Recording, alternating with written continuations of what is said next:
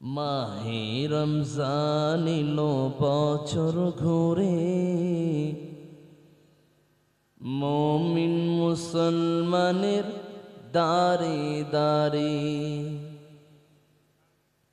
মাহে রমজান এলো বছর ঘুরে, মুমিন মুসলমানের দারে দারে।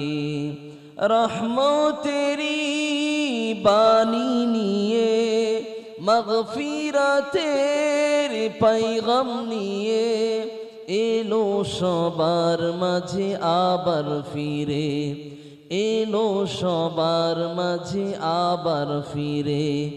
মাহে রমজান এলো বছর ঘুরে, মুমিন মুসলমানের দারে দারে। গুনাহ মাপের এই তো সুযোগ, আল্লাহর প্রিয় হবার এই তো সুযোগ। এই সুযোগে নাও গো তুমি, এই সুযোগে নাও গো তুমি, আল্লাহর রঙে জীবন রঙিন করে। মাহে রমজান এলো বছর ঘুরে, মুমিন মুসলমানের দারে দারে। পাপি তাপি আইরে ছুটে, আল্লাহর রহম তোরা নেরে লুটে। পাপি তাপি আইরে ছুটে, আল্লাহর রহম তোরা নেরে লুটে। পাহাড় সম গুনার বোঝা, পাহাড় সম গুনার বোঝা, দেবেন রহিম সবই ক্ষমা করে। মাহে রমজান এলো বছর ঘুরে, মুমিন মুসলমানের দারে দারে। রহমতেরি বাণী নিয়ে, মাগফিরাতের পয়গাম নিয়ে, এলো সবার মাঝে আবার ফিরে, এলো সবার মাঝে আবার ফিরে। মাহে রমজান এলো বছর ঘুরে, মুমিন মুসলমানের দারে দারে। প্রশংসা জ্ঞাপন করছি সেই আল্লাহর, যে আল্লাহ আমাদের সকলকে মালদাহ জেলার গাজলের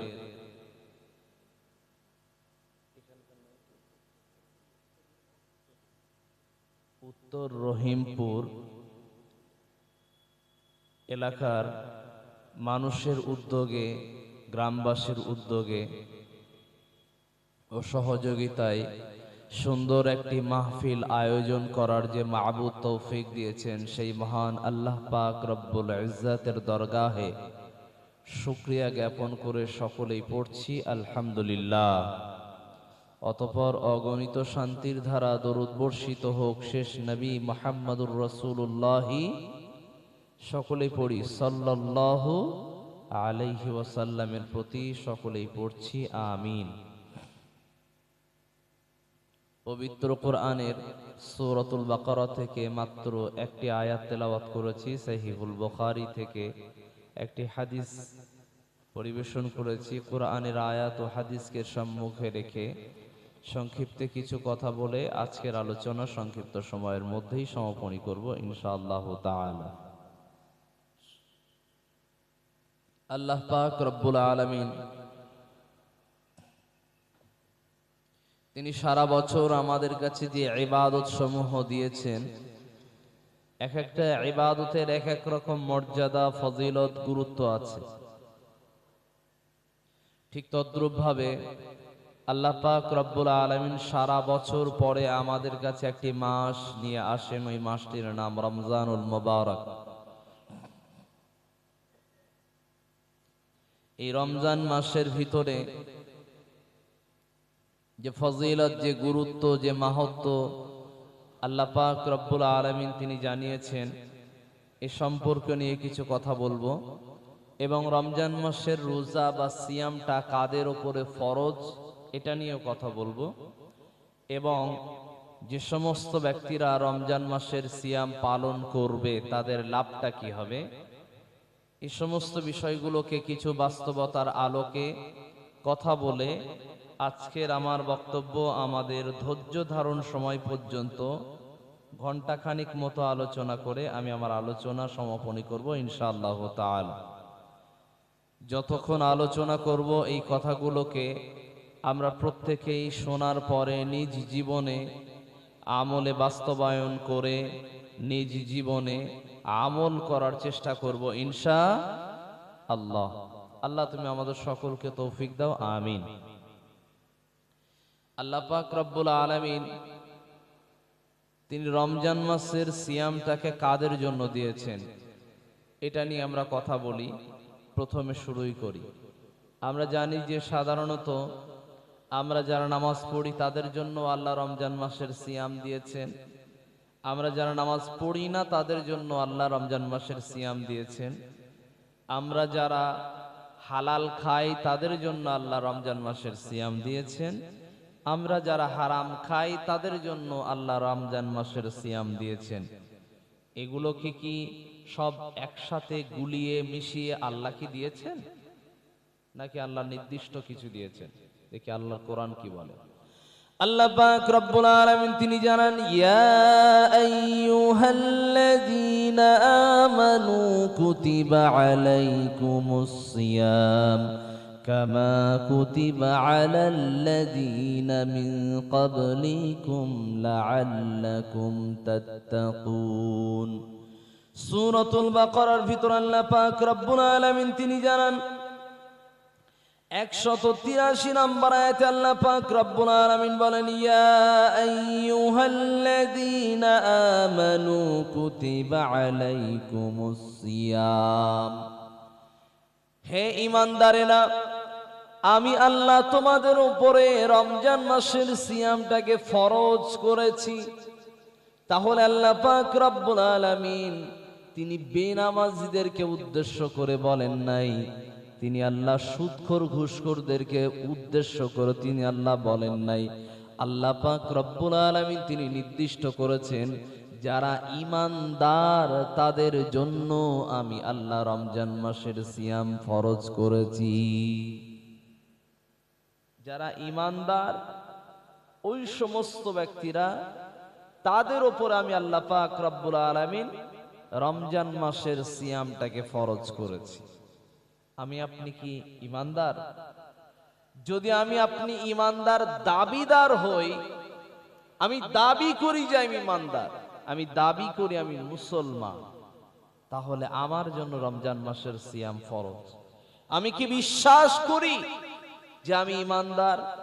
আমি যদি বিশ্বাসে ঈমানদার হই, তাহলে বিশ্বাসে দাবি করা অনুযায়ী যদি আমি ঈমানদার হই, তাহলে রমজান মাসের সিয়াম আমার জন্য। আমি আপনি কি মুখে স্বীকারোক্তি দেওয়ার পরে বিশ্বাস করার পরে আমি কি কাজে বাস্তবায়ন করাই ঈমানদার? তাহলে রমজান মাসের সিয়াম আমার জন্য এসেছে। আল্লাহ পাক রব্বুল আলামিন তিনি বলেন, ইয়া আইয়ুহাল্লাযীনা আমানু কুতিবা আলাইকুমুস সিয়াম, হে ঈমানদারেরা আমি আল্লাহ পাক রব্বুল আলামিন তোমাদের জন্য রমজান মাসের সিয়ামটাকে ফরজ করে দিলাম। রমজান মাসের সিয়ামটাকে ফরজ আল্লাহ করলেন। এই সিয়ামটা শুধুমাত্র কি আমাদের উপরেই ফরজ ছিল, বা শুধুমাত্র আমাদের উপরে এই ইবাদতটাকে চাপিয়ে দিয়েছেন?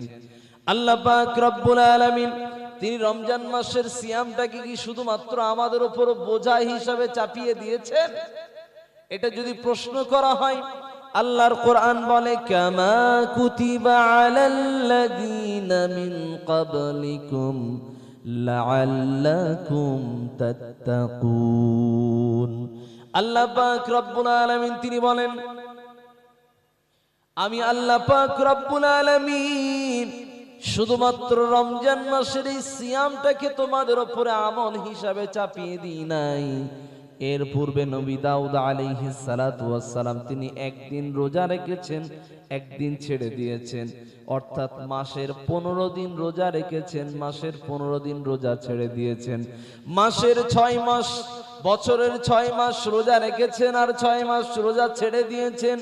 ওই রকম ভাবে তিনি রোজা পালন করতেন। নবী মুসা আলাইহিস সালাতু ওয়াস সালাম তিনি 10ই মুহররমে রোজা রেখেছিলেন।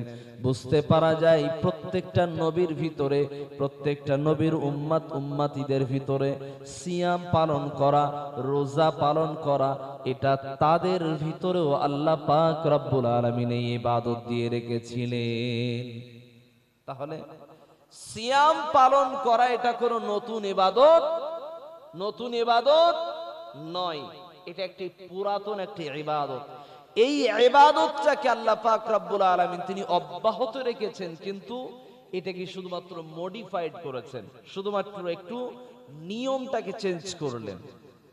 তদানীন্তন যুগে, পুরাতন যুগে, আগে প্রাচীন সময়ে, অন্যান্য নবীদের সময়ে রোজাটা ছিল একটু আলাদা, আমাদের সময়ের রোজাটা একটু আলাদা। এটা একটা নাই পুরো 30 দিন বা 29 দিন রোজা রাখা, এই মাসটাকে বলা হয় রমজানুল মুবারক। এই মাস যখন আমাদের কাছে আসে, আল্লাহ পাক রব্বুল আলামিন তিনি জানালেন পূর্ববর্তীদের উপর আমি আল্লাহ পাক রব্বুল আলামিন সিয়ামটাকে ফরজ করে রেখে দিয়েছিলাম, অতএব তোমাদের জন্য এটা কোনো বোঝা নয়।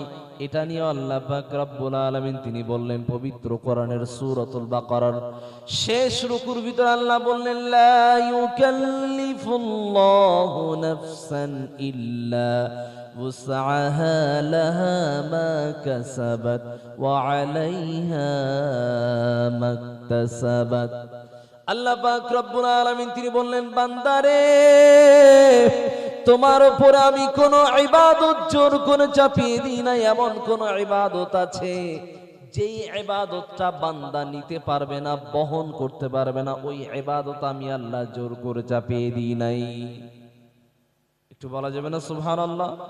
তার মানে বুঝতে পারা যায় আল্লাহ যত ইবাদত দিয়েছেন ওই ইবাদত গুলোকে আল্লাহ বোঝা হিসাবে দেন নাই। আল্লাহ দিয়েছেন আমাদের জন্য, কি জন্য? আমাদের নিজেদের উপকারের জন্য। খেয়াল করে দেখেন তো, রমজান মাসের সিয়াম যারা পালন করছে, এই সমস্ত মানুষরা যদি সুস্থ থাকতে চায় তাহলে নবীর সুন্নাতে আসতে হবে। কিসে আসতে হবে? আল্লাহ পাক রব্বুল আলামিন সূরাতুল হাশরের 7 নম্বর আয়াতে আল্লাহ বললেন, সূরাতুল হাশরের 7 নম্বর আয়াতে আল্লাহ পাক রব্বুল আলামিন তিনি জানালেন ওয়ামা আতাকুমুর রাসূলু ফাখুযুহু ওয়ামা নাহাকুম আনহু ফান্তাহু। আল্লাহ পাক রব্বুল আলামিন তিনি বললেন আমি আল্লাহ পাক রব্বুল আলামিন তোমাদের কাছে নবী পাঠিয়েছি, ওই নবী তোমাদেরকে যেটা দেয় সেটাকে মেনে চলো।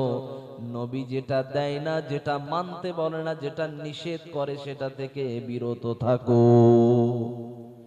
তার মানে বুঝতে পারা যায় নবী যেটা পালন করেছেন তার ভিতর উপকার আছে। আমরা যদি নবীর সুন্নাহ অনুযায়ী ইফতারের সময় যদি খাবার হিসাবে নবী পানি খেয়েছেন, তাহলে পানীয় জাতীয় যেরকম ভালো খাবার আছে, উপকারী খাবার আছে, ওইগুলোকে যদি আমরা পান করি তাহলে আমাদের জন্য উপকার হবে। নাম্বার 2, বিশ্ব নবী তিনি ইফতারের ভিতরে ফল খেয়েছেন, তার নাম হলো খেজুর। ফল খেয়েছেন, সেজন্য ইফতারের ভিতরে নবীর সুন্নাহ অনুযায়ী যদি ফল খাই তাহলে আমাদের জন্য উপকার আছে। বাকি অন্যান্য যত রকম আমরা ভ্যারাইটিস করি, যত রকম মেনু করি না কেন, হালাল খাবার খেলে তাতে কোনো হারাম হবে না। কিন্তু নবীর সুন্নাতের বাইরের খাবারে যদি চলে যায়, ডায়েট যদি চলে যায়, নবীর সুন্নাতের তরিকার যে লিস্ট আছে ওই খাদ্য খাবারের লিস্টের বাইরে যদি চলে যায়, তাহলে আমাদের শরীরের জন্য অনেক বড় কিছু উপকার এনে দেবে না। সেটা খাবারটা কি? আমরা দেখবেন মুসলমানরা বর্তমান সময়ে ইফতারের ভিতরে তেলে ভাজা যেন না হলে যেন চলে না। এরা কারা কারা কথা বলছো? ওরা স্টেজের কাছাকাছি কথা বলছেন কারা ভাইরা? বাড়ি চলে যান। যত কথা বলার প্রয়োজন সকালবেলা বলবেন।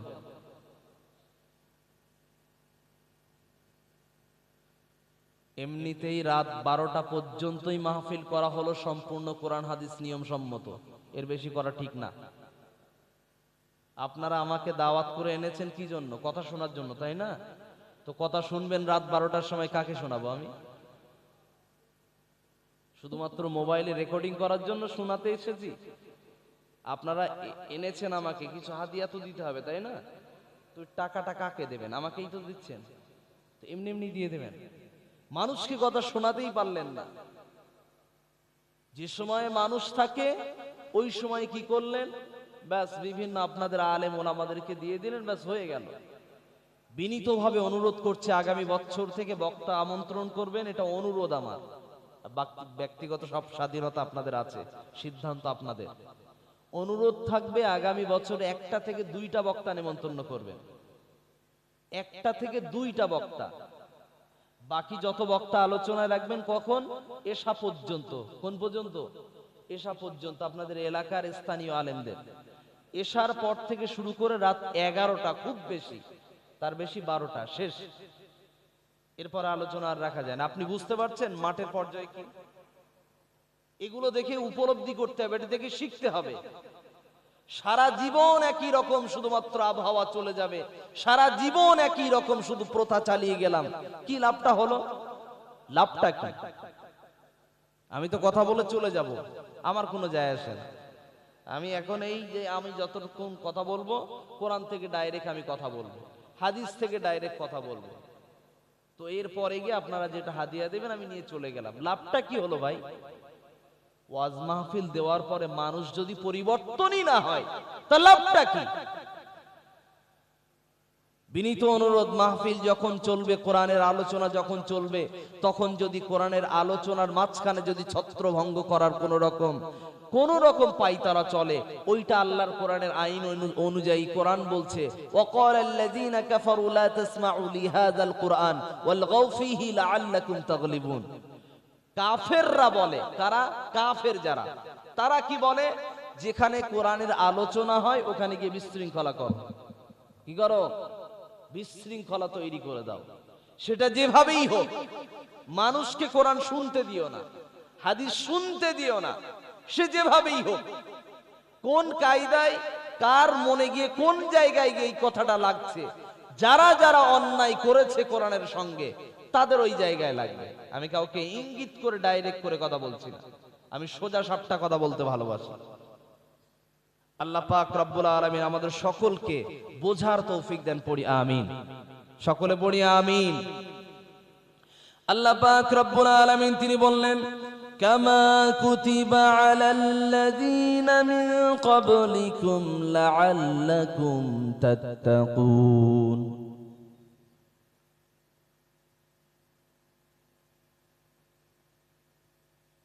কি চলছে মানে চারিদিকে সব রকম।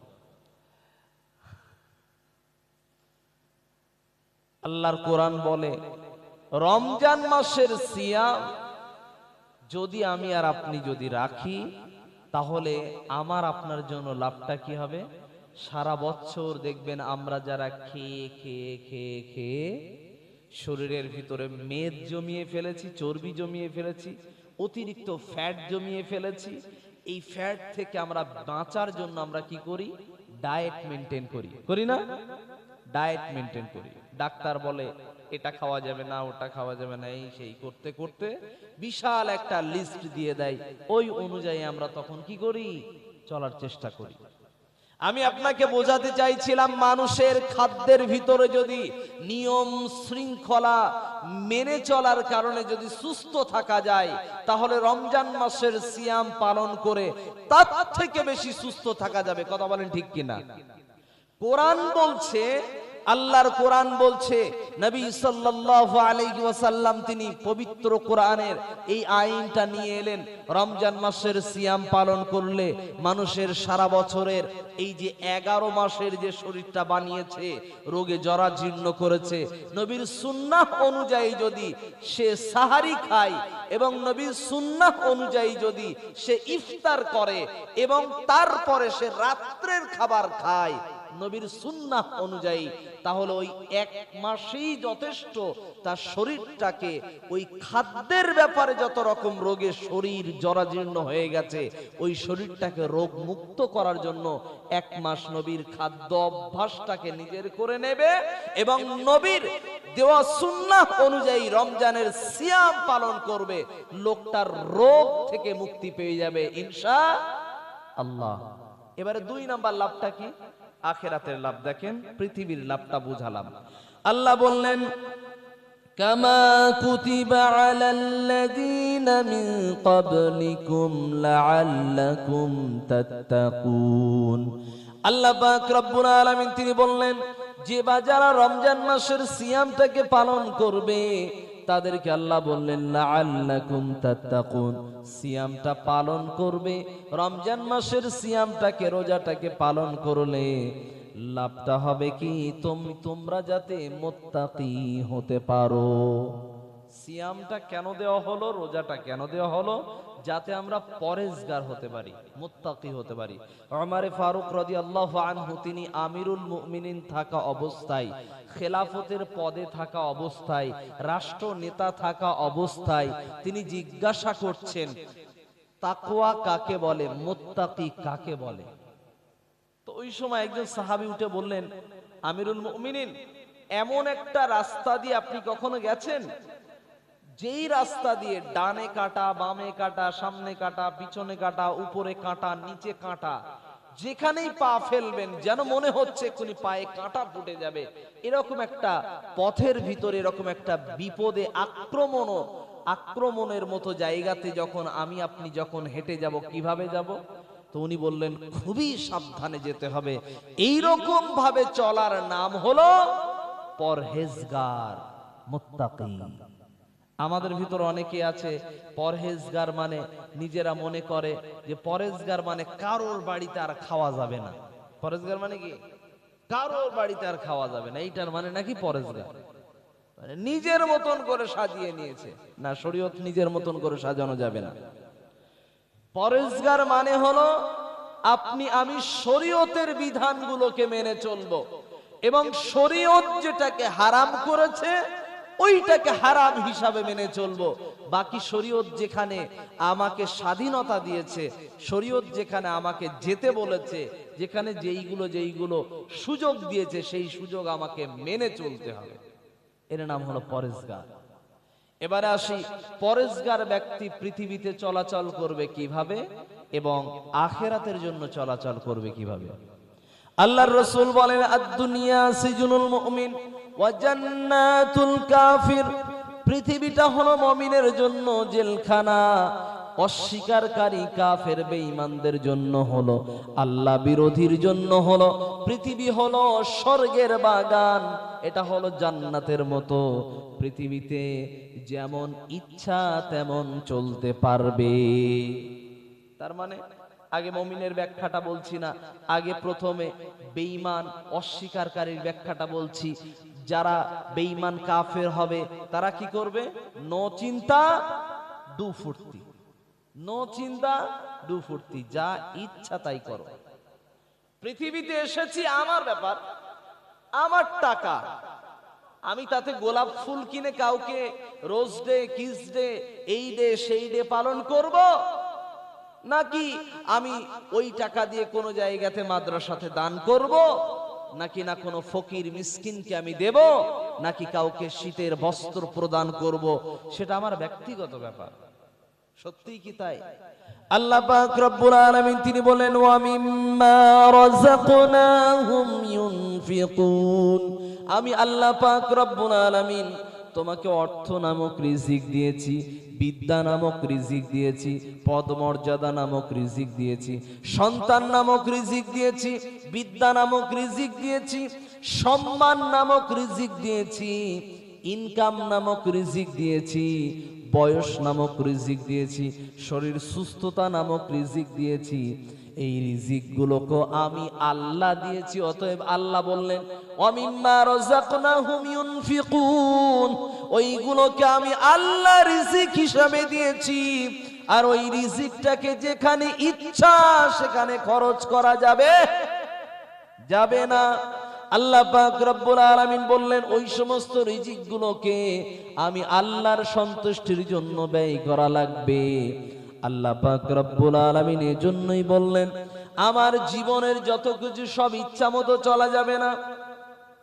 ইন্না সলাতি ওয়া নুসুকি ওয়া মাহইয়ায়া ওয়া মামাতি লিল্লাহি রাব্বিল আলামিন। আমার জীবন, আমার মরণ, আমার জিন্দেগি ইয়া ইলাহি কবুল করো, ইয়া ইলাহি কবুল করো আমার বন্দেগি।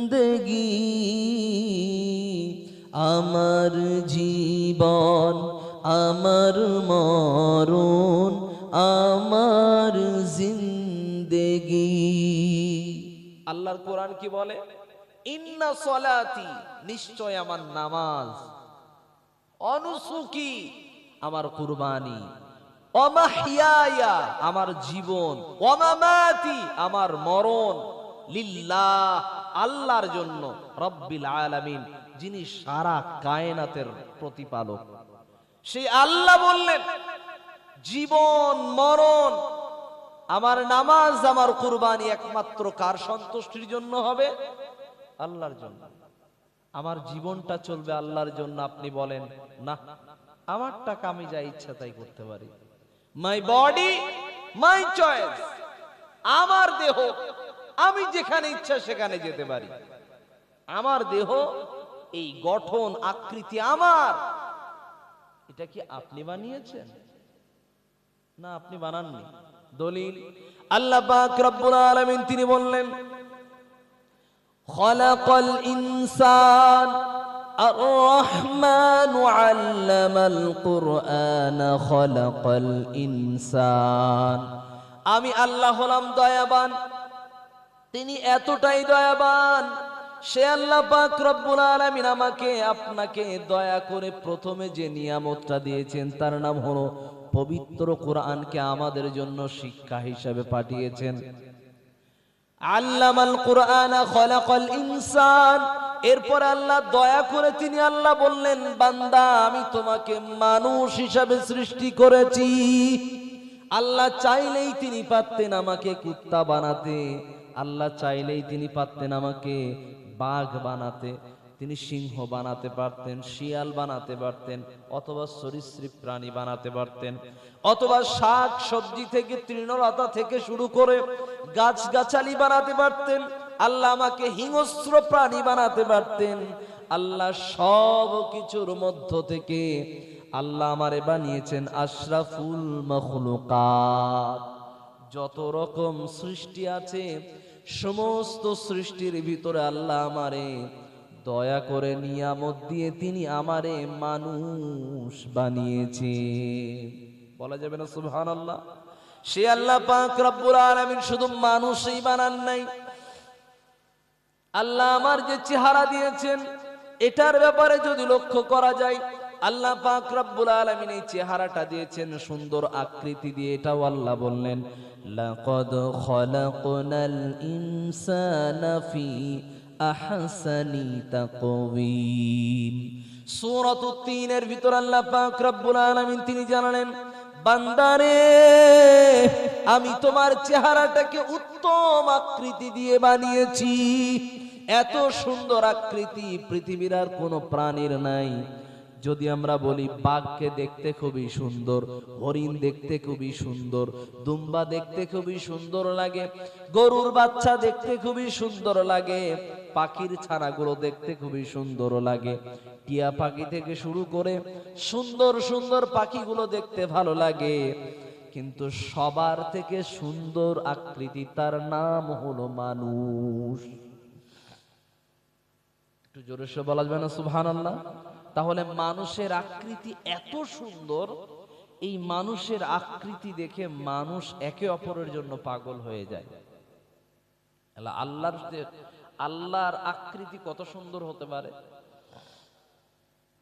মানুষের চেহারা দেখে যদি মানুষ পাগল হয়, মানুষের চেহারার জন্য মানুষ যদি একে অপরের জন্য প্রেমে যদি মাতোয়ারা হয়ে যায়, চেহারার জন্য পাগল হয়েছিল ইউসুফ আলাইহিস সালাতু ওয়াস সালাম। তিনি যখন আজিজে মিশরের ঘরে যখন তিনি ফিরলেন, যখন কিনে নিয়ে যাওয়া হলো, যাওয়ার পরে জুলেখা তারে দেখে যে এতটাই মোহিত হয়ে গেল, এত সুন্দর রূপের চেহারার মানুষ হতে পারে, এটা দেখে তিনি এতটাই মোহিত হয়ে গিয়েছিলেন।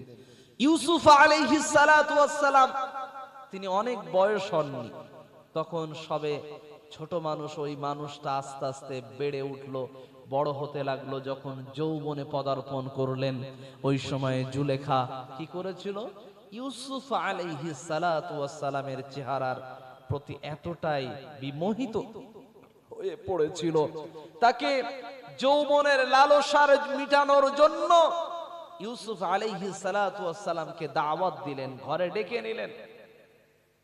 ঘরে ডেকে নেওয়ার পরে কোন ঘরে নিয়ে গেল, এমন একটা ঘরের জায়গাতে নিয়ে গেল, যেই ঘর থেকে বের হতে প্রায় 12টা দরজা পেরিয়ে যেতে হবে বের হতে গেলে। তো প্রত্যেকটা দরজায় সিটকিনি লাগানো ছিল।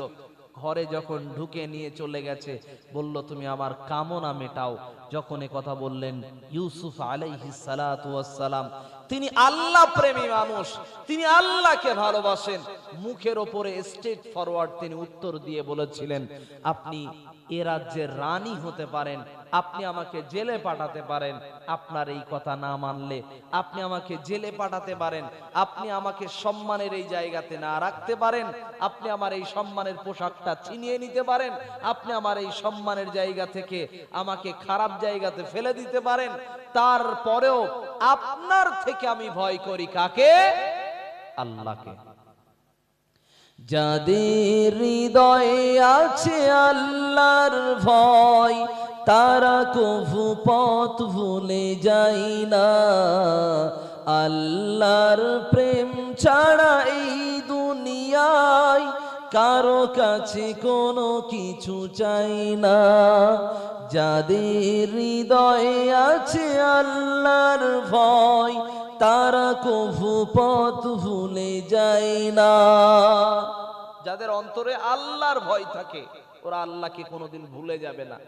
এজন্যই ইউসুফ আলাইহিস সালাতু ওয়াস সালাম তিনি যখন জুলেখার ওই ডাকে যখন সাড়া না দিয়ে তিনি বললেন, না আমি আপনার ওই আহ্বানে সাড়া দিতে পারলাম না, আই এক্সট্রিমলি সরি বলে তিনি সেখান থেকে যখন বের হলেন, তখন পিছন থেকে জুলেখা ধরতে যাবে, তিনি দৌড়ে এবার পালাতে লাগলেন। সামনে যত দরজা ছিল প্রত্যেকটা দরজা কিভাবে না জানি আল্লাহর রহমতে প্রত্যেকটা ওই বন্ধ করো দরজা সবগুলোই অটোমেটিক খুলতে শুরু হয়ে গেছে। বলা যাবে না সুবহানাল্লাহ? যে আল্লাহর জন্য যে চলতে চায়, যে চরিত্র হেফাজত করতে চায়, আল্লাহ তার সহযোগিতা করে। এটা নবী বলে যে আল্লাহ সহযোগিতা করেছে, আল্লাহর বান্দা হলে যে সহযোগিতা আসবে না এমনটা নয়। কোন মুমিন যদি আল্লাহর প্রতি ভরসা রেখে পরিপূর্ণ আল্লাহকে ভয় করে যদি কোন সময় আল্লাহর সন্তুষ্টির জন্য যদি জীবন যাপন করে, আল্লাহ তার অভিভাবক হিসাবে যথেষ্ট হয়ে যাবেন ইনশাআল্লাহ। আল্লাহ পাক রব্বুল আলামিনের নবী ইউসুফ আলাইহিস সালাতু ওয়াস সালাম তিনি সেখান থেকে যখন বের হয়ে যাচ্ছেন, তার পিঠের জামাটাকে টেনে ধরা হলো। তিনি জোর করে ছাড়িয়ে নিয়ে সেখান থেকে বের হয়ে গেলেন। পিঠের জামাটা পিছন থেকে ছিঁড়ে গেল। সামনে যখন বের হয়ে যাওয়ার পরে এবারে মানুষজন তাকে দেখে ফেলেছে, মানুষজন বুঝে ফেলেছে জুলেখা একজন রানী হওয়ার পরেও এই রকম একটা কুকর্মের ভিতরে লিপ্ত হতে গিয়েছিল, কিন্তু তার গোলাম তার ডাকে সাড়া দেয়নি, তার কথাই সে কোনো রকম ভাবে সে কি করেনি, রাজি হয়নি, অ্যাকসেপ্ট করেনি। এর জন্য ইউসুফ আলাইহিস সালাতু ওয়াস সালামের বিশাল প্রশংসা চলে। জুলেখা দেখলো এই বদনাম কি করে ঢাকা যায়। ওই যে আমরা কথাই বলি না, শাক দিয়ে মাছ ঢাকা, তো এই শাক দিয়ে মাছ ঢাকার চেষ্টা করেছে। কি করলো, দেখলো যে আমি তো দোষ করেছি, আমি তো অন্যায় করেছি, তো এর জন্য কিছু ব্যবস্থা করতে হবে। জুলেখা তখন কি করলো, ওই সময় মিশরের রমণীদেরকে দাওয়াত করে নিল, সকলে এসো মুখ দিলে আমার বাড়ির গোলাম রে, তোমরা কোনোদিন দেখো নাই আমার বাড়ি যে মানুষটা থাকে ওই মানুষটার জন্য আমি কেন প্রেমে পাগল হয়েছি তোমরা জানো না। তোমরাও অবশ্যই অবশ্যই আমার বাড়িতে আসো, তোমাদের জন্য একটা সারপ্রাইজ আছে। সেই সারপ্রাইজটা কি সেটা বলা হবে না, তোমরা আসবে, ওই জায়গায় অংশগ্রহণ করলে তোমাদেরকে পুরস্কার করা হবে। সকলেই চলে এলো। একটা রানী ঘোষণা দিচ্ছে পুরস্কার করাবে, কে আসবে না? সবাই আসবে। মিশরের রমণীরা এসে গেল, তাদের হাতে একটা একটা করে অস্ত্র দেওয়া হলো, ছুরি দেওয়া হলো, আর একটা করে ফল দেওয়া হলো। প্রত্যেককে বলা হলো কাটতে শুরু করো। এরপরে সামনের দিকে একবার লক্ষ্য করে দেখো, নবী ইউসুফ আলাইহিস সালাতু ওয়াস সালাম তাদের সামনে দিয়ে হাঁটতে শুরু করলেন। তারা ফল কাটতে শুরু করলো। ফল কাটতে কাটতে কেউ আঙুল কাটলো, আঙুলের চামড়া কেটে ফেললো, কেউ হাতের চামড়া কেটে ফেললো, কারো রক্ত পড়তে শুরু করলো, কিন্তু একবারও কারো ব্যথা অনুভব হয়নি। এত সুন্দর রূপের চেহারার মাধুর্য, সুবহানাল্লাহ বলবেন না? একজন নবীর রূপের চেহারা এত সুন্দর, পুরুষের চেহারায় মেয়ে মানুষরা পাগল হচ্ছে। এটা যখন দেখলো জুলেখা তখন বলল এবার সবার হাতের দিকে দেখো তো। সবাই দেখলো, তাই তো হাত কেটে ফেলেছি। তো জুলেখা তখন বলল তোমরা মাত্র এই এক মুহূর্ত দেখলে, 1 থেকে 2 মিনিট দেখেছো, তাতে হাত কেটে আঙুল কেটে সয়লাভ করে ফেলেছো, আর আমি তো অবিরত প্রতিদিন দেখি, আমার তো সামান্য এইটুকু তো আমার যাবেই, আমার তো সতীত্ব একটু কি হতেই পারে, নষ্ট হতেই পারে। তোমরা হাত নষ্ট করে ফেলেছো, আর আমার তো সতীত্ব নষ্ট হবে, তো কি হয়েছে, কোনো যায় আসে না। সে প্রমাণ করতে চেয়েছিল। আমি আপনাকে বোঝাতে চাইছিলাম একথা, রূপের জন্য মানুষ পাগল হয়ে যায়, তাহলে আল্লাহ কত সুন্দর হতে পারে। মানুষ যখন জান্নাতে যাবে সমস্ত নিয়ামত পাবে, মধু সেখানে পাবে, হালাল মদ সেখানে পাবে। পৃথিবীর মদ যেগুলো আছে, এই মদ খেলে মানুষ পাগল হয়ে যায়, মানুষ বেহুশ হয়ে যায়, মানুষের মাথা কাজ করে না, মানুষের সেন্স কাজ করে না, মানুষের হুঁশ কাজ করে না। কিন্তু জান্নাতের মদ পান করার পরে মানুষের গাল দুর্গন্ধ হবে না, সেন্স কাজ করবে, মানুষ কোনো রকম সেন্সলেস হবে না, বেহুশ হবে না, কোনো রকম উল্টো পাল্টা ভুলভাল বকবে না। ওই জান্নাতের মদ হলো ওই রকম মদ, ওটা নিয়ামতে পরিপূর্ণ মদ, ওই মদে কোনো ক্ষতি নাই। পৃথিবীর মদ যেগুলো আছে, এই মদের ভিতরে যত দামি মদ হোক না কেন, সেই মদের ভিতরে ক্ষতি আছে। বাংলাদেশের ভিতরে একটা নেতা নতুন করে ভোটে দাঁড়িয়েছিল, তার নাম নাসির উদ্দিন পাটোয়ারি। কি নাম? নাসির উদ্দিন পাটোয়ারি। সে ভোটে দাঁড়ানোর পরে আর তার বিরুদ্ধে আরো একজন দাঁড়িয়েছে, তার নাম মির্জা আব্বাস। সে ভোটে জয়ী হয়েছে, বিএনপি নেতা। তো ওই যে ছেলেটা, কলেজের একজন ছেলে, ইউনিভার্সিটি পড়া ছেলে, সে ভোটে দাঁড়ানোর ওই ছেলেটা বলছে যে বিদেশি মদ নেতা খায় আর জনগণ রে বাংলা মদ খাওয়াই, এটা তো সম্মান থাকলো না। ঠাট্টা করে তুচ্ছ করতে চেয়েছে। পৃথিবীর কোন মদে কোনো উপকার নাই, নিজেদের দেশীয় কোন মদে কোনো উপকার নাই, কিন্তু জান্নাতি যে খাবার দেওয়া হবে, সেই খাবারটা দেওয়া হবে মানুষের উপকারের জন্য। আল্লাহ পাক রব্বুল আলামিন ওই জান্নাতের ভিতরে অত কিছু নিয়ামত দেওয়ার পরেও সেখানে যদি মানুষ সেখানে যদি জান্নাতি হয়ে যায়, পুরুষরা যদি জান্নাতি হয় এবং তার স্ত্রীও যদি জান্নাতি হয়, স্বামী আর স্ত্রীকে দুইজনকে একসাথে রেখে দেওয়া হবে। এই ওয়াজ শোনার পরে একজন মানুষ সামনে থেকে উঠে এসে বলছে, হুজুর আমি যে জান্নাতে থাকবো ওই জান্নাতে আমার সঙ্গে আর কাকে রাখা হবে? হুজুর তখন বললেন, আপনার স্ত্রী যদি জান্নাতি হয় স্ত্রীও ওই জান্নাতে থাকবে। ওই পুরুষ এসে বলছে, হুজুর ওই জান্নাতে আমি যাব না। ওরে তখন হুজুর জিজ্ঞাসা করেছে, কেন তুই ওই জান্নাতে যাবি না কেন? বললো, হুজুর পৃথিবীতে যেই সন্দেহ করে আমি যদি জান্নাতে গিয়ে ওইখানে হুরদের সাথে কোন রকম ভাবে আরাম আয়েশে যদি লিপ্ত থাকি, আমার স্ত্রী আমারে দেখে সহ্যই করতে পারবে না, ও জান্নাতে থাকতেই দেবে না আমারে। বুঝতে পারা যায় স্বামীরা স্ত্রীদের ব্যাপারে কি থাকে, এরা ওই সময়ের জন্য প্রস্তুতের ওই কথা এই জন্য বলেছে, কারণ তবে জান্নাতের ভিতরে এরকম কোন প্রতিহিংসা, এরকম কোন হিংসা নামক নাপাক অপবিত্র মানসিকতা জান্নাতের ভিতরে থাকবে না। জান্নাতের ভিতরে মানুষের মানসিকতাও পবিত্র থাকবে, মানুষও পবিত্র থাকবে। সেখানে পেশাবও হবে না, পায়খানাও হবে না। সেখানে পরিপূর্ণ মাথা থেকে পা পর্যন্ত পুরোটাই পবিত্র, আর পবিত্রতা অবস্থায় সব সময় বসবাস করবে।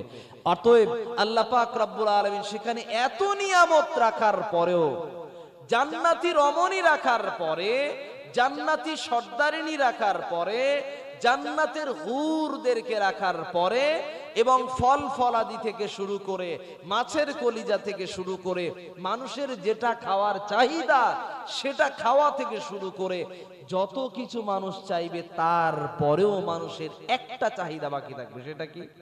কখন আল্লাহকে দেখব, আল্লাহর দিদার কবে নসিব হবে, কখন দেখব। আমরা যদি আল্লাহকে যদি দেখার সৌভাগ্যবান ব্যক্তিত্ব যদি হতে চাই, তাহলে আমাদের রমজান মাসের সিয়াম পালন করা লাগবে, যাতে আমি মুত্তাকি হতে পারি। মুত্তাকি হতে পারলে আমার জন্য থাকবে জান্নাতের নিয়ামত। এই জন্যই আল্লাহর দেখতে কেমন মানুষ, মানুষকে দেখে যদি এত মাতোয়ারা হয়, পৃথিবীর মানুষ যদি গাছগাছালি ফুলকে দেখে যদি মানুষ এতটাই সুন্দর অনুভব করে, মানুষ যদি ছোট ছোট বাচ্চাদেরকে দেখে যদি এতটাই আনন্দ ঘন সময় অনুভব করতে পারে, তাহলে আল্লাহর দেখতে কত সুন্দর। আল্লাহ তুমি অপরূপ, না জানি কত সুন্দর, তোমায় আমি সপেছি প্রাণ, সপেছি এই অন্তর। আল্লাহ তুমি অপরূপ, না জানি কত সুন্দর, তোমায় আমি সপেছি প্রাণ, সপেছি এই অন্তর। তোমার আলো ছড়িয়ে পড়ে সুন্দর এই পৃথিবীতে, চাঁদ শুরু জেগে ওঠে তোমার ডাকে সাড়া দিতে। তোমার পথে চলি যেন সারাটি জীবন ভর। আল্লাহ তুমি অপরূপ, না জানি কত সুন্দর, তোমায় আমি সপেছি প্রাণ, সপেছি এই অন্তর। আল্লাহ তুমি অপরূপ। আল্লাহ পাক রব্বুল আলামিন তিনি যে সৌন্দর্যের অধিকারী, মানুষ আল্লাহকে সেদিন কিয়ামতের ময়দানের পরে জান্নাতীরা আল্লাহকে দেখতে থাকবে, তো দেখতে থাকবে বছর কতটা? 1 বছর, 2 বছর, 3 বছর, 10 বছর, 20 বছর, 50, 70, এর থেকে 100 বছর, এরপরে হাজার হাজার বছর পেরিয়ে যাবে। তারপরে আল্লাহর দিদার, আল্লাহর দেখা মানুষ সেদিন শেষ করতে পারবে না। বোঝাতে চাইছিলাম মানুষের চোখের যে চাহিদা, চোখের যে ক্ষুধা, মানুষের দৃষ্টির যে ক্ষুধা, সেদিন মানুষ নিবারণ করে ওই ক্ষুধা যেন শেষ করতে পারবে না। একটু বলা যাবে না সুবহানাল্লাহ? সে আল্লাহ পাক রব্বুল আলামিন তিনি এমন সত্তা, তিনি কেমন সত্তা, তিনি যে সময়ে সর্বসময় আমরা মানুষগুলো যখন কোনো কাজ করি, কোনো আমল করি, তখন আমরা ক্লান্ত হয়ে পড়ি অনেক সময়। কিন্তু আল্লাহ পাক রব্বুল আলামিন তিনি বললেন, লা তাখুযুহু সিনাতুন ওয়ালা নাওম। আমি আল্লাহ পাক রব্বুল আলামিন, আল্লাহর পরিচয় নিয়ে আল্লাহ বললেন আয়াতুল কুরসির ভিতরে, পবিত্র কোরআনের সূরাতুল বাকারার আয়াতুল কুরসির আয়াতে আল্লাহ বললেন, লা তাখুযুহু সিনাতুন ওয়ালা নাওম। আমি আল্লাহ পাক রব্বুল আলামিন, আমাকে ঘুম স্পর্শ করতে পারে না, আমাকে তন্দ্রা স্পর্শ করতে পারে না, আমাকে ক্লান্ত স্পর্শ করতে পারে না, আমাকে কোন রকম কষ্ট আমাকে স্পর্শ করতে পারে না। আল্লাহ পাক রব্বুল আলামিন সদা সর্বদাই তার পরিচালনা নিয়ে, সৃষ্টি জগতের পরিচালনা নিয়ে পরিপূর্ণ তিনি অ্যাক্টিভ থাকেন। তিনি কোন জায়গার পরিচালক ওটাও আল্লাহ বললেন। আল্লাহ পাক রব্বুল আলামিন তিনি বললেন, আল্লাহ পাক রব্বুল আলামিন তিনি বললেন, ইউদাব্বিরুল আমরা মিনাস সামাই ইলাল আরদি সুম্মা ইয়ারজু ইলাইহি ফি ইয়াউমিন কানা মিকদারুহু আলফ সানাতিন মিম্মা তাউদ্দুন। সূরাতুস সাজদার ভিতর আল্লাহ পাক রব্বুল আলামিন তিনি বললেন, আমি আল্লাহ আসমান জমিন সহ যত রকম জগৎ আছে সমস্ত জায়গার পরিচালক আমি আল্লাহ। অতএব বান্দারে ওই জায়গার সম্পূর্ণরূপে দায়িত্ববান হিসাবে, পরিচালক হিসাবে আমি আল্লাহ যথেষ্ট। এগুলো সব কিছুর পরিচালক হলাম আমি আল্লাহ। আল্লাহ পাক রব্বুল আলামিন তিনি এমন মালিক, তিনি আছেন কোথায়, তিনি পরিচালনা করছেন, কিন্তু কোন জায়গা থেকে পরিচালনা করছেন? আমরা জানি ইন্টারনেট চলে, কিন্তু এই ইন্টারনেটের পরিচালনার একটা স্থান আছে। আমরা জানি এই ইন্টারনেট পরিচালনা হয় ইহুদিদের দ্বারা, আমেরিকা থেকে অথবা ইসরায়েল থেকে, অথবা ফেসবুক, গুগল অথবা হোয়াটসঅ্যাপ, এগুলো যত রকম সোশ্যাল মিডিয়া চলছে, এগুলোর পিছনে কোনো না কোনো একটা সেন্টার আছে, কোনো একটা পরিচালনার সেন্টার আছে। আল্লাহ বললেন, আমি আল্লাহর পরিচালনার সেন্টার হলো একটা জায়গা, আল্লাহু আলা আরশিস তাওয়া। তুমি আসমানে থাকো প্রভু, আমি জমিনে, তুমি আরশে থাকো প্রভু, আমি জমিনে। তবু তোমারি প্রেম জমে হৃদয় গহীনে, আমি তোমারি গোলাম গো অন্য কারো না, আমি তোমারি গোলাম গো অন্য কারো না। আলিমুল গায়ব তুমি, মালিক রব্বানা। আল্লাহু আল্লাহু আল্লাহু আল্লাহ, আল্লাহু আল্লাহু আল্লাহু আল্লাহ। আল্লাহর ঠিকানা কোন জায়গা? আকীদা ফ্রেশ করতে হবে। আল্লাহ থাকেন কোথায়? তিনি অবস্থান করেন আরশ থেকে, তিনি পরিচালনা করেন। তার পরিচালনার সেন্টার কোন জায়গা? কথা বলেন, আল্লাহর জায়গা কোথায়? আরশে। তিনি আল্লাহ আরশ থেকে পরিচালনা করেন। তবে আমাদের সমাজের বহু মানুষ বলে থাকে আল্লাহ সর্ব জায়গায় বিরাজমান, আল্লাহ সবার কলবের ভিতরে আছে, আল্লাহ মুমিনের অন্তরে বসবাস করে। এই যে সমস্ত কথা বলা হয়, এই সমস্ত কথার অনেকে দলিলও দিয়ে থাকেন। মুমিনের অন্তরে আল্লাহর বসবাস, এই কথার মর্মে যত হাদিস আছে, হাদিসগুলোকে জাল বলা হয়েছে। দুই নম্বরে হলো আল্লাহ পাক রব্বুল আলামিন তিনি সর্ব জায়গায় বিরাজমান, এ কথা বলে থাকে মানুষ। এই কথা যে বলে এর দলিল আছে। অবশ্যই অবশ্যই আল্লাহ সর্ব জায়গায় বিরাজমান, এ কথা সত্য। তবে আল্লাহর শক্তি সর্ব জায়গায় বিরাজমান। আবার কথা বলছি, আল্লাহ যে সর্ব জায়গায় বিরাজমান, এই কথার অর্থ কিন্তু আল্লাহ সব জায়গাতে নাই। আল্লাহ পায়খানা ঘরে থাকে? আল্লাহ পেশাব ঘরে থাকে, কিন্তু আল্লাহর ক্ষমতা সব জায়গায় কাজ করে। আল্লাহর ক্ষমতা পৃথিবীর সমস্ত জায়গাতে আছে। আল্লাহ পুত পবিত্র, আল্লাহর মতো পবিত্র, আল্লাহর মতো ফ্রেশ সত্তা পৃথিবীতে কেউ নাই, আসমানেও কেউ নাই, সৃষ্টি জগতে কেউ নাই। অতএব আল্লাহ যে সর্ব জায়গায় বিরাজমান, এটা আল্লাহর নামের সঙ্গে যেই বাক্যটা বলা হয়, এ কথার অর্থ করতে হবে কি, এ কথার ব্যাখ্যা আসতে হবে কি, যে আল্লাহর ক্ষমতা সর্ব জায়গায়, কথা বলেন, বিরাজমান। তার মানে আল্লাহ সব জায়গায় থাকে না, আল্লাহর স্থান কোথায়? আরশে। তিনি আল্লাহ আরশ থেকে সমস্ত জগৎকে তিনি পরিচালনা করেন।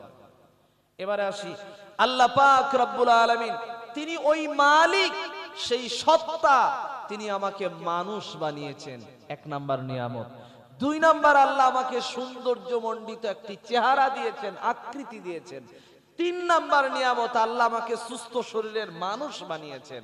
চার নাম্বার নিয়ামত, আল্লাহ আমাকে মেধা এবং বুদ্ধি সম্পন্ন, বিবেক সম্পন্ন একজন মানুষ বানিয়েছেন। এবং পাঁচ নাম্বার নিয়ামত হলো আমি উম্মাতে মুহাম্মাদি হিসাবে জন্ম লাভ করেছি। বলা যাবে না সুবহানাল্লাহ? উম্মাতে মুহাম্মাদি হিসাবে, মুসলমান ইমানদার হিসাবে রমজান মাস আমাদের কাছে যদি আসে, তাহলে আমাদের কি করতে হবে? ওটাও আল্লাহ বললেন। আল্লাহ পাক রব্বুল আলামিন তিনি বললেন, ফামান শাহিদা মিনকুমুশ শাহরা ফালইয়াসুমহু। যখন তোমাদের কাছে, মুমিন ব্যক্তিদের কাছে, ইমানদারদের কাছে যখন রমজান মাস হাজির হয়ে যাবে, তারা যেন অবশ্যই অবশ্যই রমজান মাসের সিয়ামটাকে পালন করে। যারা আমরা ইমানদার দাবিদার, আমরা যারা মুত্তাকি দাবিদার, আমরা যদি রমজান মাসের সিয়ামটাকে পালন করি, তাহলে রমজান মাসের সিয়াম আমাদের বেনিফিট দেবে কি? রমজান মাসের সিয়াম আমাকে বানিয়ে দেবে মুত্তাকি। মুত্তাকির যে ব্যাখ্যায় চলছিলাম, আমরা যে মুত্তাকির ব্যাখ্যায় চলছিলাম, ওই ব্যাখ্যার ভিতরে একটা ব্যাখ্যায় বলছিলাম পৃথিবী হলো মুমিনের জন্য জেলখানা, আর কাফের বেঈমানদের জন্য হলো স্বর্গের বসবাস।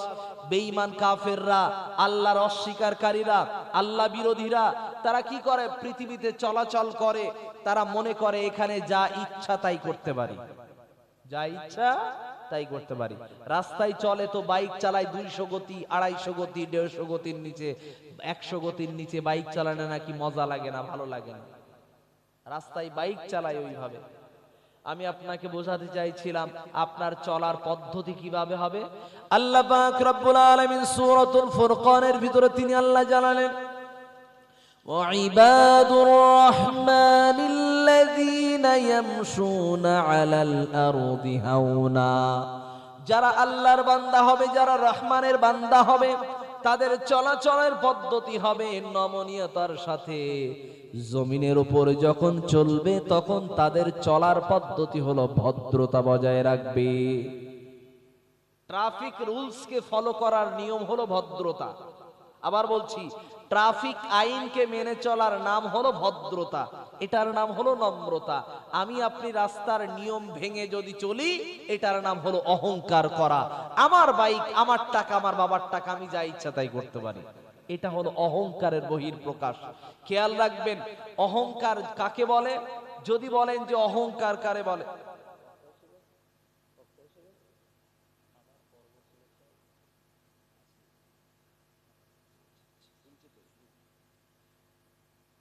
আপনাদের অসুবিধা হচ্ছে কি? কারণ মানুষ তো অলরেডি কম বেশি উঠছে, তো আপনাদের আমি ধৈর্যটাকে যাচাই করে আমি বক্তব্য শেষ করব। ধৈর্য যতক্ষণ আছে ওইটুকু সময় কথা বলবো ইনশাআল্লাহ। আল্লাহ পাক রব্বুল আলামিন আমাদেরকে যতটুকু শোনাচ্ছেন এবং বলাচ্ছেন, প্রতিটা কথার উপরে আমাকে এবং আমাদের সকলকে আমল করার তৌফিক দান, পড়ি আমিন। আল্লাহ পাক রব্বুল আলামিন তিনি বললেন, যারা মুমিন হবে তারা পৃথিবীটাকে জেলখানা হিসাবে মেনে চলবে। জেলখানার একটা নিয়ম আছে, জেলখানার একটা পদ্ধতি আছে। মানুষ জেলখানায় যখন থাকে, তখন হঠাৎ করে যদি মনে হয় আজকে শ্বশুর বাড়ি যাব, যেতে দেবে? দেবে? আজকে জামাইয়ের বাড়ি বেড়াতে যাব, যেতে দেবে? আজকে দুলা ভাইয়ের বাড়িতে যাব, যেতে দেবে? যেতে দেবে না। তার মানে যেখানে ইচ্ছা সেখানে যেতে পারে না। 2 নাম্বার, ইচ্ছা মতো চলাচল করতে পারা যায় না। 2 নাম্বারে হলো আজকের হঠাৎ করে মনে হলো এই কোটটা পরবো, পাঞ্জাবি পরবো, জুব্বা পরবো, মাথায় টুপি পরে আজকের ঈদের নামাজ পড়তে যাব, ঈদের ময়দানে গ্রামের মানুষের সঙ্গে ঈদ করতে যাব। যদিও হালাল বিষয়, যদিও দেশের বৈধ নাগরিক, বৈধ নিয়ম, তারপরেও জেলখানার আসামিকে ওই নামাজ পড়ার, ওই রকম পোশাক পরার অনুমতি দেবে? দেবে না। তার মানে জেলখানার ভিতরে যা ইচ্ছা তাই পোশাক পরা যায় না। 3 নম্বরে হলো জেলখানার মধ্যে হঠাৎ করে আমি দাবি করলাম আজকের বিরিয়ানি খাবো, রাত্রেবেলা মাছ মাংস ডিম দিয়ে মেনু দিয়ে আমি খাবার খাবো। হঠাৎ করে আবার মনে হলো যে এখন একটা মদের গ্লাস এনে দেন, মদের বোতল এনে দেন, ওটা আমি ঢক ঢক করে খাবো। কোনোদিন দিতে পারবে? পাবে না। তার মানে স্বাধীন মোতাবেক সেখানে খাবার খেতে পারবে না। খাবার খেতে হবে, পোশাক পরতে হবে, যাওয়া ওটা বসা চলাফেরা করতে হবে কার মতো? জেলখানার যে নিয়ম নির্ধারণ করা আছে ওই নিয়ম অনুযায়ী আমাকে আপনাকে চলা লাগবে, যখন আমি আর আপনি জেলখানার কয়েদি। তাহলে বুঝতে পারা যায় জেলখানার কয়েদি যে হবে সে যখন জেলখানায় থাকে, পিছনে যিনি সুবহানাল্লাহ বারবার বলছে চুপ করতে বলে, কোথায় ইন্নালিল্লাহ, কোথায় সুবহানাল্লাহ, কোথায় আলহামদুলিল্লাহ, সবটা এক করে দিচ্ছে, একটু চুপ থাকেন। জেলখানার যারা আসামি, জেলখানার আসামির জন্য নির্ধারিত নিয়ম কি? সে যা ইচ্ছা পড়তে পারে না, যা ইচ্ছা খেতে পারে না, যেখানে ইচ্ছা যেতে পারে না। তো পৃথিবীর মুমিনদের জন্য আল্লাহর নির্ধারিত নিয়ম নাই, শৃঙ্খলিত নিয়ম নাই, আল্লাহর দেওয়া সুন্দর একটা সিস্টেম পদ্ধতি নাই? অবশ্যই আছে। আমি আপনি যদি আল্লাহর বান্দা হিসাবে যদি যোগ্যতা অর্জন করতে চাই, তাহলে আপনার আমার জন্য আল্লাহ পাক রব্বুল আলামিন তিনি সূরাতুল ফুরকানের ভিতরে তিনি আল্লাহ আমাদের জন্য জানিয়েছেন, কি জানিয়েছেন? আমাদের জন্য কয়েকটি সুন্দর পদ্ধতি দিয়েছেন। এক, যদি আমি আল্লাহর বান্দা হতে চাই আমাদের ভিতরে যোগ্যতা থাকা লাগবে। কি থাকা লাগবে? একটা একটা করে বলি। এক, বিনয়ী ভাবে, নম্র ভাবে চলাফেরা করা লাগবে। 2, মূর্খদের সঙ্গে শান্তভাবে আচরণ করা লাগবে, মানে মূর্খদের সঙ্গে তর্ক করা যাবে না। শিক্ষিত মানুষের সঙ্গে তর্ক করলেও 2-5টা কথা বলে বলবে ভাই আর পারছি না, আমি বেশি কথা বলতে পারবো না, অল্প কথাই কাজ সেরে চলে যাবে। মূর্খ মানুষের তর্ক বেশি, শিক্ষিত মানুষের কথা কম কাজ বেশি। শিক্ষিত মানুষের কথা কম কাজ বেশি, মূর্খ মানুষের তর্ক বেশি। ও তর্কের ঠেলায় দেখবেন একসময় আপনাদের গালি দিয়ে দেবে। আপনি কেউ ও দেখার দরকার নেই, আপনি মাস্টার হন, ডাক্তার হন, ম্যাজিস্ট্রেট হন, যাই হন, আপনার গালি দিয়ে ঝেড়ে দেবে, ওর কোনো ব্যাপার নাই, কারণ ওটা ওর মুখের জাতীয় বাক্য। তো মূর্খ মানুষের সঙ্গে তর্ক করা যাবে না, শান্তভাবে আচরণ করে আসসালামু আলাইকুম বলে বিদায় নিতে হবে। নাম্বার 3, যোগ্যতা থাকা লাগবে, তার মানে ধৈর্য ধারণ করার মতো সামর্থ্য ক্ষমতা ভিতরে অর্জন করতে হবে। এরপরে নাম্বার 3, রবের সন্তুষ্টির জন্য ইবাদত করা লাগবে, রাত জেগে আল্লাহর জন্য রুকু, সেজদা এবং নামাজ পড়া লাগবে। আল্লাহর সন্তুষ্টির জন্য রাত জাগরণ করতে হবে। আমাদের সমাজে রাত জাগরণ করে কিন্তু ফেসবুকের জন্য, আল্লাহর জন্য না। আমাদের সমাজ রাত জাগরণ করে কিন্তু রিলস দেখার জন্য, আল্লাহর জন্য না। আমাদের সমাজ রাত জাগরণ করে ফ্রেন্ড সার্কেলকে সময় দেওয়ার জন্য, আল্লাহর জন্য না। আমাদের যুব সমাজ, যুবতী সমাজ বয়ফ্রেন্ড গার্লফ্রেন্ডকে খুশি করার জন্য রাত জাগরণ করতে পারে, কিন্তু আল্লাহর জন্য রাত জাগরণ করে না। এটা বাস্তবতা। আবার এদের অফিসিয়াল বাবু মতো রাত 2টা-1টা পর্যন্ত, এই পর্যন্ত জাগরণ করার পরে যখন ফজরের অথবা সাহারির আজান দেবে, ও তখন কি করবে? আস্তে আস্তে একটু পানি খেয়ে নিল, খেয়ে ঘুমিয়ে পড়লো। মা এসে ডাকছে, ওর ঘুম ভাঙে না। আব্বা এসে ডাকছে, ওর ঘুম ভাঙে না। দাদি এসে ডেকেছে, ওর ঘুম ভাঙে না। বোন এসে ডেকেছে, ওর ঘুম ভাঙে না। মানে 14 গোষ্ঠী সবাই ডেকেছে, ঘুম ভাঙেনি। হঠাৎ করে মোবাইলের কল বেজে উঠেছে, ও লাফ মেরে উঠে, হ্যাঁ জানু বল। নাউজুবিল্লাহ, কি কথা বলে? এর কল বেজে উঠেছে, তখন উঠে হ্যালো করতে শুরু হয়ে গেছে। তার মানে এতক্ষণ বেহুশ ছিল, এখন ওর জ্ঞান ফিরেছে। এতক্ষণ সেন্সলেস ছিল, এখনো সেন্স অবস্থায় এসেছে। আমি আপনাকে বোঝাতে চাইছিলাম, মানুষ বর্তমানে যুবক যুবতীরা এমন হয়ে গেছে, এরা রাত জাগরণ করে অন্যের জন্য। আমি আপনাকে একটু বোঝাতে চাইছিলাম এ কথা, যারা যুবক যুবতী হয়েছে ওদের জন্য, ওদের ওই রাত জাগরণ করে মেয়ের জন্য অথবা ছেলে মেয়ের জন্য, আর মেয়ে ছেলেদের জন্য। এই যে রাত জাগরণ করা, এর জন্য গার্জিয়ানদের দোষ নাই? অবশ্যই আছে। আব্বাজানদের দোষ নাই, অভিভাবকদের দোষ নাই। এ বলছে তুই তো ইনকাম করিস না, তুই নিজেরটা নিজে কিনতে পারিস না, বউরে শাড়ি কিনে দিবি কি, চুড়ে কিনে দেবে কি, তার খাওয়াবি কি, পরাবি কি? স্ত্রীর কথা নিয়ে বাড়ি মানুষ আসার আগে ও কি করেছে, পুকুরে মাছ ধরার আগে ভাগ করতে শুরু করে দিয়েছে। মানে যে বাড়ি থেকে মেয়েটারে আনবে, আনার পরে তারে খাওয়াতে হবে না পড়াতে হবে, ওই রকম টেনশন আছে না নাই? ওটা নিয়ে কোনো চিন্তা নাই। এ নিয়ে চিন্তা না করে ও কি করেছে, বাড়িতেই ভাগ করতে লেগেছে। মানে পুকুরে মাছ এখনো ধরেনি, গাছে কাঁঠাল, গোফে তেল দিয়ে বসে আছে। এখনো গাছ থেকে কাঁঠাল পাড়াই হয়নি, ও তার আগে গোফে তেল লাগিয়ে বসে আছে। ছেলে বিয়েই করেনি, ওরে খোটা দিচ্ছে, নিজের পায়ে দাঁড়াতে পেরেছে। তো এতদিন কিসে চলছো? ও 14 গ্রামের মেয়েদেরকে ঘোরাচ্ছে, 15 গ্রামের ছেলেদেরকে ঘোরাচ্ছে, আর ওরে আপনি বলছেন নিজের পায়ে দাঁড়াবে? কারে বলছেন ও কথা? ছেলে আব্বার কাছে এসে বলছে, আব্বা তোমার জুতো আমার পায়ে আছে। বলছে তা কি হয়েছে? হচ্ছে হচ্ছে। দুলাভাই এসে বলছে, আব্বা বুঝতে পারছেন না, আপনার জুতোর পায়ে হচ্ছে মানে হলো আপনার যেমন একটা বউ আছে, ওর একটা বউ লাগবে। তা আব্বা তখন বলছে, শ্বশুর আব্বা বলছে, মেয়ে তো দেখছি কিন্তু পছন্দ হচ্ছে না, তো মেয়ে তো খুঁজে পাচ্ছি না। ও তখন পাশ থেকে এসে হঠাৎ করে উদয় হয়ে বলছে, ওরে আল্লাহ। আব্বা বলে কি, সারা পৃথিবীতে রাস্তায় উঠলেই শুধু মেয়ে দেখা যায়, আর আব্বা বলে মেয়ে খুঁজে পাচ্ছি না। মানে কি, এর একটা হলেই হলো। আপনাকে আমি বোঝাতে চাইছিলাম, 3টি কাজে কখনো দেরি করতে নাই। তার ভিতরে একটা গুরুত্বপূর্ণ বিষয়, সেটা হলো যার বয়স হয়েছে, যার যুবক হয়ে গেছে, তার যুবক হওয়ার পরই তাকে বিয়ে দিতে হবে। এটার নাম হলো সুন্নতি পদ্ধতি। যুবতী হয়ে গেছে সন্তান আপনার, যুবতী হওয়ার পরই তাকে বিয়ে দিতে হবে। যুবতী হয়েছে তো তার পরই তাকে বিয়ে দিতে হবে। তার মানে আপনার আমার মেয়ের বয়স হয়েছে 13, 14, 15, 16, এই বয়স পেরিয়ে গেছে বা বয়সটা চলছে। এই বয়সে আপনার মেয়ে যদি চরিত্র যদি ঠিক থাকে, আপনার মেয়ে যদি শালীনতার সঙ্গে যদি চলে, তাহলে তাকে, সে যদি পড়াশোনা করতে চায় তাহলে তাকে পড়তে দেন। আমার কথাকে পয়েন্ট করে শুনবেন। যদি আপনার আমার কন্যা সন্তান 13, 14, 15, 16, 17, 18 এই বয়সটা হয়ে গেছে, এই বয়সটা হওয়ার সময়, এই চলমান সময়ে আপনার মেয়ে পড়তে চাইছে, তার চরিত্রকে সে সংযত রেখেছে, ভালো রেখেছে, এবং তার সম্পূর্ণ ফ্রেন্ড সার্কেলও সম্পূর্ণ ভালো রেখেছে, তাহলে তাকে আপনি পড়তে দেন, সে যদি পড়তে চায়।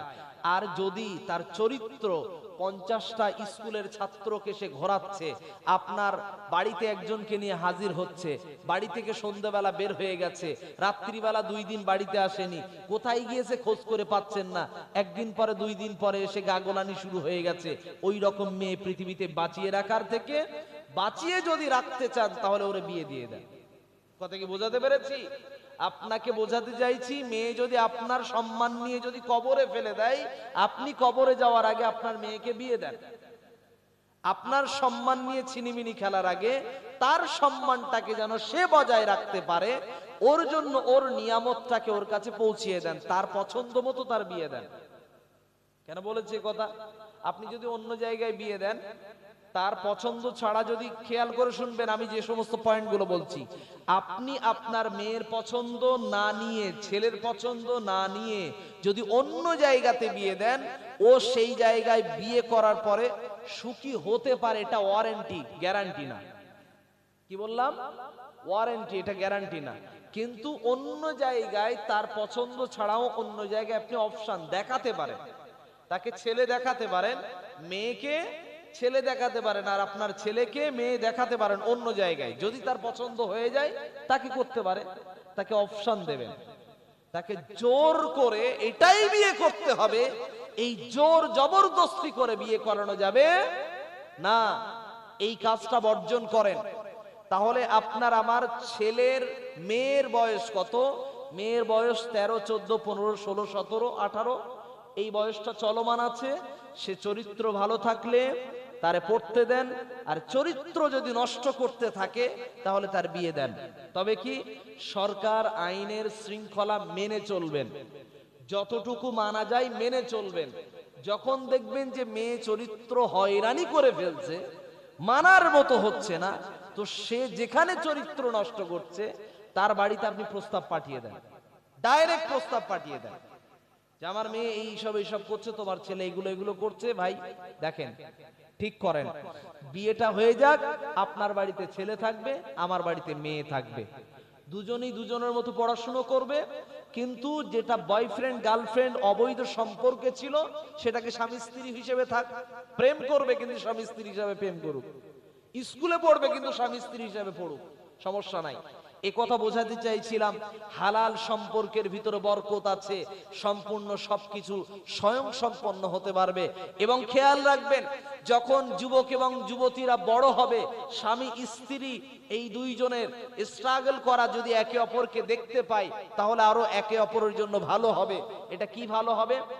স্ত্রীর সামনে স্বামী কষ্ট করে করে বড় হওয়া যদি দেখতে পায়, তাহলে স্ত্রী ওই স্বামীর প্রতি আরো কি থাকবে, আরো সিম্প্যাথি দেখাতে পারবে, মমতা ভালোবাসা আরো বেশি জড়াবে। এজন্যই এর লাভটা কি হবে? তাহলে মেয়ের বয়স কত লাগবে? 13, 14, 15, 16, 17, 18, এই বয়স চলমান থাকলে বিয়ে দেন, যদি পড়তে চাই পড়তে দেন, ভালো থাকলে। নাম্বার 2, ছেলের বয়স কত? 17, 18, 19, 20, 21, 22, 23, 24, 25, এই বয়সটা চলমান থাকবে। আপনার আমার সন্তানকে কি করতে হবে? বিয়ে দেওয়ার জন্য ছেলেকে জিজ্ঞাসা করতে হবে, বাপ তুমি কি বিয়ে করবে?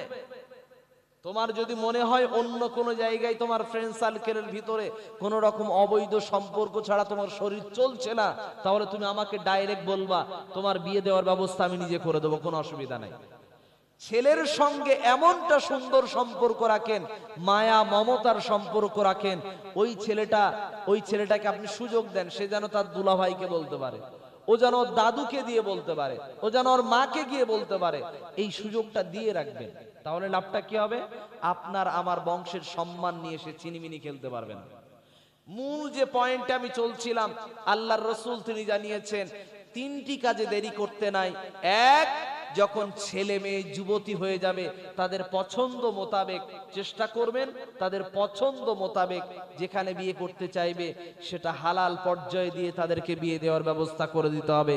এটা 3টি কাজের একটি কাজে এটা দেরি করতে নাই। তাহলে আল্লাহ আমাদের সকলকে বোঝার তৌফিক দান, পড়ি আমিন। এরপরে আমি যে কথা বোঝাতে চাইছিলাম, পৃথিবীতে যারা বসবাস করবে এই সমস্ত মানুষদের যোগ্যতা অর্জন করা লাগবে, রাত জাগরণ করবে শুধুমাত্র রবের সন্তুষ্টির জন্য। নাম্বার 4, তারা জাহান্নামের আগুনকে ভয় করে তারা কি করবে? পৃথিবীতে চলাচল করবে এবং জাহান্নামের আগুন থেকে মুক্তির জন্য প্রার্থনা করবে। কার কাছে? রবের কাছে। এরপরে নাম্বার 5, তারা যখন ব্যয় করে, কারা? যারা আল্লাহর বান্দা হতে চায়, তারা যখন ব্যয় করবে কিপটামি করে না, ব্যয় করার সময় কিপটামি করে না, কৃপণতা করে না। তার মানে মাদ্রাসা মসজিদে যখন দান করার প্রতিযোগিতা করার যখন অপশন আছে, তখন তারা কৃপণতা করে না। আবার যখন ব্যয়ের বিষয় অতিরিক্ততার বিষয় আসবে, তখন তারা কি করে না? অপব্যয়ও করে না। বিয়েতে খরচ করার হিসাব যদি করে, খরচ 30,000 টাকায় খরচ করলে হয়ে যাবে বিবাহ, তারপরেও খরচ করছে 3 লাখ টাকা থেকে শুরু করে 30 লাখ টাকা থেকে শুরু করে প্রায় 1 কোটি টাকার কাছাকাছি শুধু বিয়েতে খরচ করে। আবার মানুষকে বলে বেড়ায় এত মেনু আইটেম করেছিলাম। এই যে মেনুর আইটেম করেছিলেন, তারপরে দিন শেষে কি হলো? আপনার বাড়িতে ওই ছেলে আর মেয়ে যদি সুখেই না থাকতে পারে, লাভটা কি হলো ভাই খরচ করে?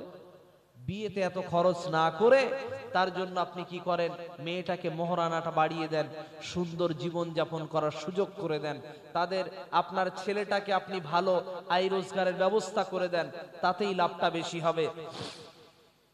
তাহলে খরচ করতে হবে মধ্যম পন্থায়, কৃপণতাও করা যাবে না, অপব্যয়ও করা যাবে না। এরপরে নাম্বার 6, আল্লাহ ছাড়া কাউকে ইলাহ হিসাবে ডাকা যাবে না। কবরে সিজদা করা এটা ইলাহ হিসাবে মানা নয়, কিন্তু বিষয় হলো কবরে সিজদা করা শিরক। কবরের কাছে কোনো কিছু চাওয়া এটা আল্লাহকে ছাড়া চাওয়া নয়। এটা অনেকে বলে কবরের মাধ্যমে আমি চাই, ওসিলা দিয়ে চাই, তারপরে ওসিলা দিয়ে চাওয়া যাবে না।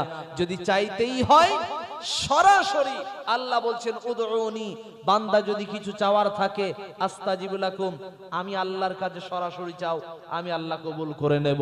সেই মালিক এমন সত্তা, তিনি হলেন ওহুয়াস সামিউন আলিম, তিনি হলেন ইন্নাহু আলিমুম বিযাতিস সুদূর, তিনি শুননেওয়ালা, ভালো শুননেওয়ালা, তিনি দেখতে পান, ভালো দেখনেওয়ালা। এবং তিনি আল্লাহ কতটা বেশি দেখতে পান, তিনি আল্লাহ কত কি শুনতে পান, তিনি অন্তরের কথা দেখতে পান, আর অন্তরের গহীনে যে কথা আছে সেই কথাও তিনি বুঝতে পারেন এবং শুনতে পান। সেই আল্লাহ বলছেন, বান্দা তুমি মুখ থেকে হয়তো গুছিয়ে আমার কাছে চাইতে পারোনি, কিন্তু তোমার মনের মনিকোটায় একটা আকাঙ্ক্ষা আছে, আমি আল্লাহ ওইটাও শুনতে পাই। অতএব বান্দা যদি চাওয়ার থাকে আমি আল্লাহর কাছে প্রথমে চাও, পৃথিবীর কোন সৃষ্টির কাছে কিছু চেয়েও না। প্রার্থনা হিসাবে তুমি যখন রব বা স্রষ্টার কাছে যখন কিছু চাইবা, ডাইরেক্ট আমি আল্লাহর সঙ্গে সম্পর্ক গড়ো, আমি আল্লাহ দিতে সক্ষম। একটু খেয়াল করে দেখেন তো, পৃথিবীতে যে গুগল আছে, এই গুগল, ইউটিউব বলেন, এআই বলেন, যত কিছু আছে, এই অপশনে যদি আমরা কিছু চাই, আজকের এই গ্রামবাসীরা সবাই যদি একসাথে আমরা মোবাইল নিয়ে বসে যাই, ইন্টারনেট অন করে যদি বসে যাই, আমরা যদি কিছু চাই, তাহলে গুগল আমাদেরকে দিতে পারবে কি পারবে না বলেন তো? যেটা আমরা চাইবো, সার্চ যেটা করবো সেটা দিয়ে দেবে, একবারই সক্ষম। মানুষের তৈরি করা মেশিন দিয়ে, মানুষের তৈরি করা যন্ত্র দিয়ে যদি একবারেই যদি সবকিছু আমাদের ওই চাওয়ার উত্তর, সঠিক দেখ বা বেঠিক দেখ, উত্তর একটা দিয়ে দিতে যদি পারে, তাহলে আল্লাহ পাক রব্বুল আলামিন যেই মানুষকে বানিয়েছেন, ওই মানুষের চাহিদা আল্লাহ পূরণ করতে পারেন কি পারেন না? অবশ্যই পারেন। মানুষের ক্ষমতা ছিল পাখির মতো করে উড়ে যাওয়া? ক্ষমতা ছিল। আল্লাহ মানুষের বুদ্ধিমত্তা দিল, আল্লাহ মানুষের মেজাজ দিল, মগজ দিল, ওই মগজ, ওই গবেষণা দিয়ে মানুষ এরোপ্লেন বানানো, পাখির সঙ্গে ওড়ার প্রতিযোগিতা করলো, পাখির থেকে বেশি গতিতে উড়ে গেল।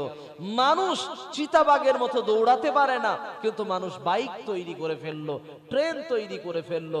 এরপরে আমি আপনাকে যে কথা বোঝাতে চাইছিলাম, আল্লাহ পাক রব্বুল আলামিন মানুষের মেধাকে এত সুন্দর করে বানিয়েছেন।